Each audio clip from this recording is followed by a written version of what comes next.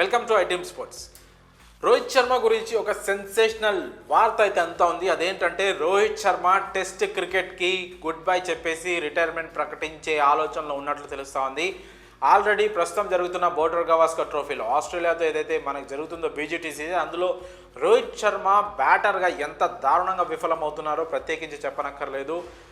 రోహిత్ శర్మ మీద ఉన్న ఎక్స్పెక్టేషన్ కానీ అతని స్టార్డమ్ కానీ అతని స్టాండర్డ్స్ కానీ ఏ మాత్రం న్యాయం చేయకుండా రోహిత్ శర్మ అయితే బ్యాటింగ్ చేస్తూ ఫోర్త్ డే సెకండ్ ఇన్నింగ్స్లో కూడా మరొక్కసారి సింగిల్ డిజిట్కి అవుట్ అయ్యాడు. వరుసగా నాలుగోసారి Pat Cummins, Australia captain Pat Cummins బౌలింగ్లోనే అవుట్ అయ్యి అతనికి నాలుగోసారి వరుసగా ఈ టెస్ట్ సిరీస్లో నాలుగోసారి అతనికే వికెట్ సమర్పించుకున్నాడు.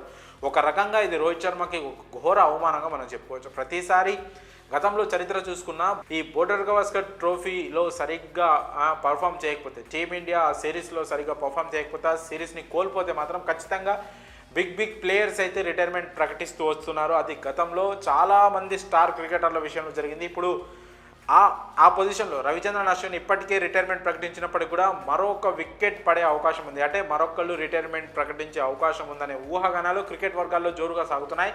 అయితే ఇప్పుడు ఆ పేరు వచ్చేసి రోహిత్ శర్మ అని చాలా బలంగా వినిపిస్తుంది. ఎందుకంటే గత కొన్ని టెస్టుల నుంచి రోహిత్ శర్మ చాలా దారుణంగా విఫలమవుతున్నాడు. 10 ఇన్నింగ్స్లు ఆడితే అందులో కేవలం ఒకటి 52 పరుగులు చేసింది. మిగతా అన్ని దాదాపు చాలా తక్కువ స్కోర్లకి రోహిత్ శర్మ అవుట్ అయ్యాడు. అసలు ఇది అతని బ్యాటింగే కాదు అనిపిస్తుంది. అసలు రోహిత్ శర్మకి ఏమైంది, అతను ఎందుకు ఇలా ఆడుతున్నాడని రోహిత్ ఫ్యాన్స్ కూడా పాపం ఆందోళన చెందుతున్నారు. అసలు హిట్ మ్యాన్కి ఏమైంది, ఎందుకు ఆడలేకపోతున్నాడు అని.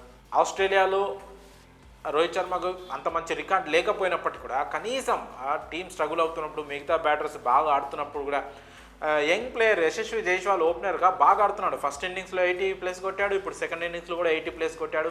అయినా కూడా రోహిత్ శర్మ సక్సెస్ కావట్లేదు. డౌన్ ది ఆర్డర్ ఆడాడు కేఎల్ రాహుల్ కోసం, మళ్ళీ లేదు కుదరట్లేదు అని మళ్ళీ ఓపెనర్గా వచ్చాడు, అయినా కూడా సక్సెస్ కావట్లేదు. సో ఓవరాల్గా 4th టెస్ట్ ముగిసిన తర్వాత రోహిత్ శర్మ రిటైర్మెంట్ ప్రకటించే ఆలోచనలో ఉన్నట్లు మనకు తెలుస్తూ ఉంది. అయితే ఒకవేళ అది కాకపోయినా కూడా చివరి టెస్ట్ కంటే ముందే అనౌన్స్ చేసి చివరి టెస్ట్ ఆడి ఒక ఫేర్వెల్ టెస్ట్ లాగా తను ప్లాన్ చేసుకోబోతున్నట్లు కూడా ఇప్పటికే సమాచారం అందుతుంది. కెప్టెన్గా బుమ్రా సూపర్ సక్సెస్ అయ్యి ఫస్ట్ టెస్ట్ మ్యాచ్ గెలిపించిన తర్వాత రోహిత్ శర్మ టీంలోకి రావడం, కెప్టెన్సీ తీసుకోవడం, ఆ తర్వాత టీం మళ్ళీ దారుణంగా ప్రదర్శన కనిపించడం, మొత్తం మీద రోహిత్ శర్మ పైన అయితే ఒక పెద్ద బండరాయి అంత ప్రెషర్ అయితే కనిపిస్తూ ఉంది. అది రిటైర్మెంట్తో కామ్ అవుతుందా, లేదా అంటే బాగా ఆడట్లేదు కాబట్టి రిటైర్మెంట్ తీసుకున్నాడని ఒక అపవాదుని మూటగట్టుకుంటాడని ఆలోచించి రిటైర్మెంట్ తీసుకోకుండా ఉంటాడా, లేదా టీం కోసం ఆలోచించి రిటైర్మెంట్ తీసుకుడా అని ఇక చాలా క్రికెట్ సర్కిల్స్లో అయితే చాలా చర్చలు జరుగుతున్నాయి. ఓవరాల్గా అయితే రిటైర్మెంట్ తీసుకోవాలని కూడా చాలామంది మాజీ క్రికెటర్లు కూడా సజెషన్స్ అయితే ఇస్తున్నారు.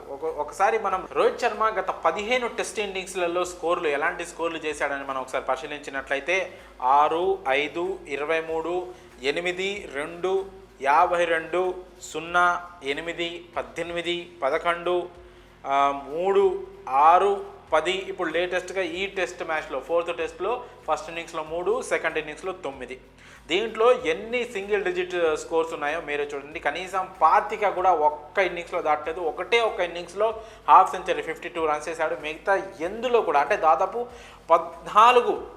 14 టెస్ట్ ఇన్నింగ్స్లో ఒక్క 25 స్కోర్ చేసిన దాఖలాలు లేదు. అందులో ఒకటి 23 మాత్రమే ఉంది. మిగతాయి కనీసం 20 కూడా కొట్టలేదు. అందులో సింగిల్ డిజిట్స్ దాదాపు 10 ఉన్నాయి. 10, 8, 8, 10 ఉన్నాయి సింగిల్ డిజిట్స్. సో ఒక రకంగా ఇది ఖచ్చితంగా మనం ఒక బ్యాట్ ఫామ్ ఫెయిల్యూర్ కింద చూడొచ్చు. బ్యాట్స్మెన్ ఇన్ని టెస్ట్ ఇన్నింగ్స్లో విఫలమవుతున్న టీంలో ఇంకా ఉన్నాడంటే అందుకు కారణం కెప్టెన్సీ అని మనం ప్రత్యేకించి చెప్పనక్కర్లేదు. ఈ టెస్ట్ మ్యాచ్లో 4th టెస్ట్లో శుభ్మన్ గిల్ని ఎందుకు పక్కన పెట్టారనే దానికి ఆన్సర్ లేదు.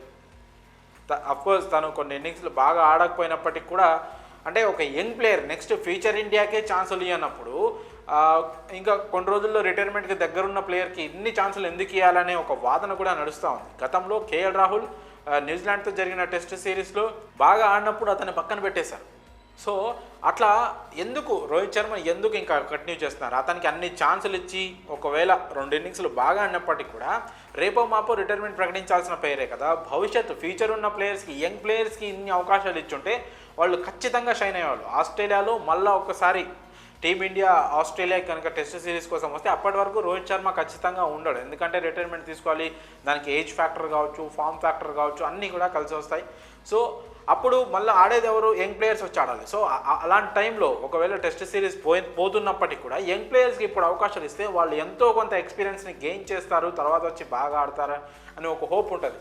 రిటైర్మెంట్కి దగ్గరకు ఉన్న ప్లేయర్లకు అవకాశాలు ఇవ్వడం అనేది అంత మంచి పద్ధతి కాదని సర్వత్రా విమర్శలు వ్యక్తమవుతున్నాయి. క్రికెట్ పండితుల నుంచి అలాగే మాజీ క్రికెటర్ల నుంచి కూడా విమర్శలు వస్తున్నాయి. సో ఈ నేపథ్యంలో రోహిత్ శర్మ కెప్టెన్గా ఉన్నాడు కాబట్టి ఇంకా టీంలో కొనసాగుతున్నాడు. ఒకవేళ కెప్టెన్ కాకపోయి ఉంటే ఎప్పుడో టీం నుంచి బయట ఉండేవాడని వాదనలు అయితే జరుగుతూ ఉన్నాయి. మరి ఈ నేపథ్యంలో రోహిత్ శర్మ 4వ టెస్ట్ తర్వాత లేదంటే 5వ టెస్ట్ తర్వాత ఖచ్చితంగా రిటైర్మెంట్ ప్రకటించే టెస్టులకి రిటైర్మెంట్ ప్రకటించే అవకాశం కనిపిస్తూ ఉంది. ఒకవేళ అలా కాకపోతే ఇండియాలో జరిగే ఏదో ఒక టెస్ట్ సిరీస్లో ముందుగానే ప్రకటించి ఒక ఫేర్వెల్ గ్రాండ్గా, అంటే ఎలాగైనా ఒక దిగ్గజ ప్లేయర్ కొన్నేళ్లుగా టీమిండియాకి ఆడుతున్నాడు, అలాగే రీసెంట్గా T20 వరల్డ్ కప్ కూడా గెలిచిన captain. So 2023 one day world cup final ఆడాడు, తన కెప్టెన్సీలో టీమిండియాని ఫైనల్కి తీసుకెళ్లాడు. సో ఓవరాల్గా చూసుకుంటే ఒక దిగ్గజ ప్లేయర్గా తనకు ఒక మంచి ఫేర్వెల్ అయితే ఖచ్చితంగా ఇవ్వాలి, బీసీసీఐ దాన్ని ఏర్పాటు చేయాలి. అయితే అది ఇండియాలో చేస్తే బాగుంటుందనే అభిప్రాయాలు కూడా వ్యక్తమవుతున్నాయి. ఈ సిరీస్లో పూర్తిగా విఫలమైనా కూడా ఇండియాకు వచ్చేసిన తర్వాత ఇండియాలో ఏదైనా టెస్ట్ సిరీస్ ఉన్నప్పుడు ముందుగానే ప్రకటించేసి ఇది చివరి టెస్ట్గా ఒక గ్రాండ్ ఫేర్వెల్ అయితే రోహిత్ శర్మకి ఇచ్చి తను టెస్ట్ క్రికెట్కి పూర్తిగా రిటైర్మెంట్ ప్రకటించే అవకాశం అయితే కనిపిస్తుంది. మరి రోహిత్ శర్మ రిటైర్మెంట్ ప్రకటించాలా వద్దా, ఈ క్వశ్చన్పై మీ అభిప్రాయాలను కామెంట్స్ రూపంలో తెలియజేయండి.